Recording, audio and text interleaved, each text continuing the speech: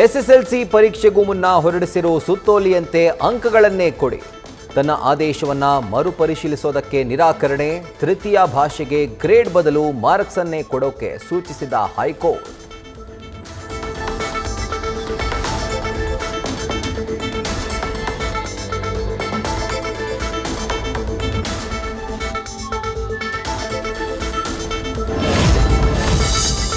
ಪಕ್ಷ ವಿರೋಧಿ ಚಟುವಟಿಕೆ ಮಾಡಿದ್ದಾರೆ ಅಂದ್ರೆ ಇಂಥವರು ಮಾಡಿದ್ದಾರೆ ಅಂತ ಹೇಳಿ. ಏನೇ ಆದರೂ ಒಂದು ನಿಯಮದ ಪ್ರಕಾರ ಮಾಡಬೇಕು. ತರಾತುರಿಯಲ್ಲಿ ಮಾಡೋದು ಅಗತ್ಯ ಇರಲಿಲ್ಲ. ಮುಸ್ಲಿಂ ನಾಯಕರ ವಿರುದ್ಧ ಕ್ರಮದ ಬಗ್ಗೆ ಸಚಿವ ಜಮೀರ್ ಪ್ರತಿಕ್ರಿಯೆ.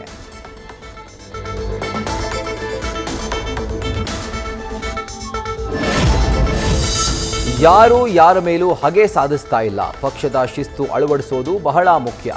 ಅಲ್ಪಸಂಖ್ಯಾತ ಮುಖಂಡರು ಹೈಕಮಾಂಡ್ಗೆ ಪತ್ರ ಬರೆದ ಬಗ್ಗೆ ಡಿಸಿಎಂ ಡಿಕೆ ಶಿವಕುಮಾರ್ ಪ್ರತಿಕ್ರಿಯೆ.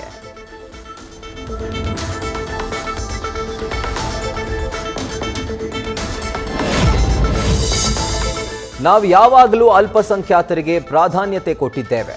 ರಾಜ್ಯಸಭೆ ಪರಿಷತ್ ಸದಸ್ಯರನ್ನಾಗಿ ಮಾಡಿದ್ದೇವೆ. ಹಾಗಂತ ಅಲ್ಪಸಂಖ್ಯಾತರು ಟಿಕೆಟ್ ಕೇಳಿದ್ರೂ ತಪ್ಪಿಲ್ಲ. ರಾಹುಲ್ ಗಾಂಧಿಗೆ ಮುಸ್ಲಿಂ ಮುಖಂಡರ ಪತ್ರಕ್ಕೆ ಗೃಹ ಸಚಿವ ಪರಮೇಶ್ವರ್ ಪ್ರತಿಕ್ರಿಯೆ.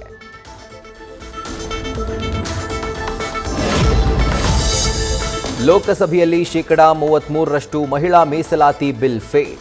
ಮತ್ತೊಮ್ಮೆ ನಾರಿ ಶಕ್ತಿ ವಂದನ್ ಮಂಡಿಸೋಕೆ ಕೇಂದ್ರದ ಪ್ಲಾನ್. ವಿಪಕ್ಷಗಳನ್ನ ವಿಶ್ವಾಸಕ್ಕೆ ಪಡೆದು ಬಿಲ್ ಮಂಡಿಸೋಕೆ ತಯಾರಿ.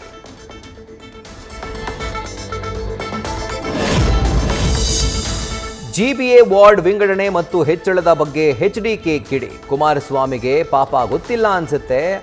ಅವರ ಶಾಸಕರು ಕಮಿಟಿಯಲ್ಲಿದ್ರು, ಎಲ್ಲದರಲ್ಲೂ ಭಾಗಿಯಾಗಿದ್ರು. ಅವರನ್ನೇ ಕೇಳಲಿ ಅಂತ ಡಿಸಿಎಂ ಡಿಕೆಶಿ ಕೌಂಟರ್.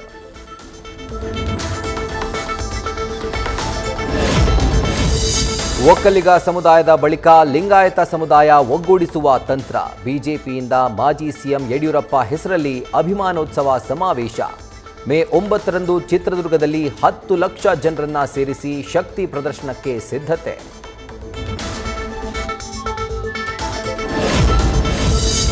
ಸಿಎಂ ಸಿದ್ದರಾಮಯ್ಯಗೆ ಪತ್ರ ಬರೆದು ಜೆಡಿಎಸ್ ಶಾಸಕ ಕಿಡಿ. ಯಾದಗಿರಿಯಲ್ಲಿ ಪ್ರತ್ಯೇಕ ಪ್ರಕರಣದಲ್ಲಿ 13 ಜನರ ಸಾವು. ಇದುವರೆಗೂ ಪರಿಹಾರ ಘೋಷಣೆ ಮಾಡಿಲ್ಲ ಅಂತ ಆಕ್ರೋಶ.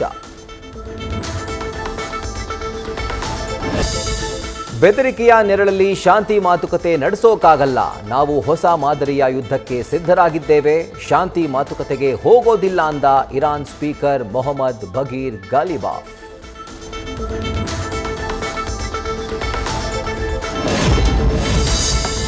ಇರಾನ್ ಶಾಂತಿ ಮಾತುಕತೆಗೆ ಬರೋದು ಈಗಲೂ ಅನುಮಾನ. ಈ ನಡುವೆಯೂ ಪಾಕಿಸ್ತಾನಕ್ಕೆ ಹೋಗ್ತಿರುವ ಜೆಡಿ ವ್ಯಾನ್ಸ್ ನೇತೃತ್ವದ ನಿಯೋಗ. ಟ್ರಂಪ್ ಆದೇಶದಂತೆ ಇವತ್ತು ಇಸ್ಲಾಮಾಬಾದ್ಗೆ ಬರಲಿರೋ ಅಮೆರಿಕ ಉಪಾಧ್ಯಕ್ಷ.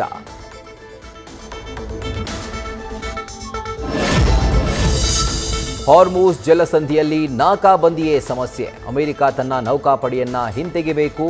ಟ್ರಂಪ್ ಜೊತೆ ಮಾತುಕತೆ ವೇಳೆ ಒತ್ತಾಯಿಸಿರುವ ಪಾಕಿಸ್ತಾನ ಸೇನಾ ಮುಖ್ಯಸ್ಥ ಅಸಿಂ ಮುನೀರ್. ಯುದ್ಧದಿಂದ ಯುಎಇ ಸೇರಿದಂತೆ ಗಲ್ಫ್ ರಾಷ್ಟ್ರಗಳಿಗೆ ನಷ್ಟ. ಮಿಸೈಲ್ ದಾಳಿಯಿಂದ ರಕ್ಷಣೆ ನೀಡುವಲ್ಲಿ ಥರ್ಡ್ ಏರ್ ಡಿಫೆನ್ಸ್ ಸಿಸ್ಟಮ್ ವಿಫಲ. ಅಮೆರಿಕ ನಷ್ಟ ಭರಿಸದೇ ಇದ್ರೆ ಪೆಟ್ರೋ ಡಾಲರ್ ಬದಲು ಯುವಾನ್, ಯೂರೋನಲ್ಲಿ ತೈಲ ಮಾರಾಟ ಮಾಡುವ ಎಚ್ಚರಿಕೆ.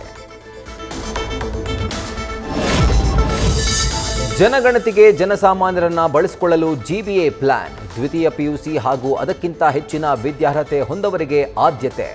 ಸಂದರ್ಶನ ಮೂಲಕ ಗಣತಿದಾರರ ಆಯ್ಕೆ.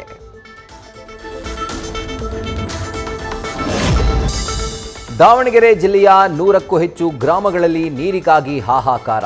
1 ತಿಂಗಳಿಂದ ಜನ ಜಾನುವಾರುಗಳಿಗೂ ನೀರಿನ ತಾತ್ವಾರ. 6ರಿಂದ 8 ಬಿಂದಿಗೆ ತಳ್ಳೋ ಗಾಡಿಯಲ್ಲಿಟ್ಟು ನೀರಿಗಾಗಿ ಕ್ಯೂ ನಿಂತ ಗ್ರಾಮಸ್ಥರು.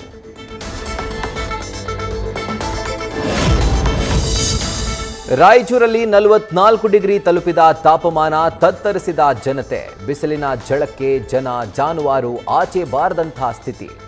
ಮೇಕೆಗೂ ತಣ್ಣನೆ ಟವಲ್ ಹೊದಿಸಿ ಬಿಸಿಲಲ್ಲಿ ನಡೆದ ಮಾಲೀಕ.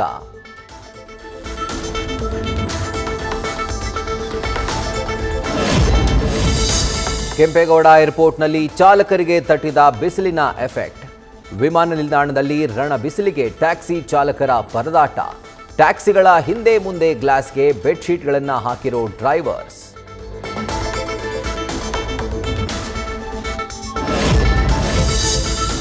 ಹೆಣ್ಮಕ್ಕಳ ಉಡುಗೆ ತೊಟ್ಟು ವಾಹನ ಚಲಾಯಿಸಿದ ಪುರುಷರು, ನೈಟಿ ಧರಿಸಿ ಸ್ಕೂಟಿ ಓಡಿಸ್ತಾ ಇರುವ ವಿಡಿಯೋ ವೈರಲ್. ಮಣಿಪಾಲ್ ವಿವಿ ಕ್ಯಾಂಪಸ್, ಕೆಎಂಸಿ ಆಸ್ಪತ್ರೆ ಸಮೀಪ ಓಡಾಟ.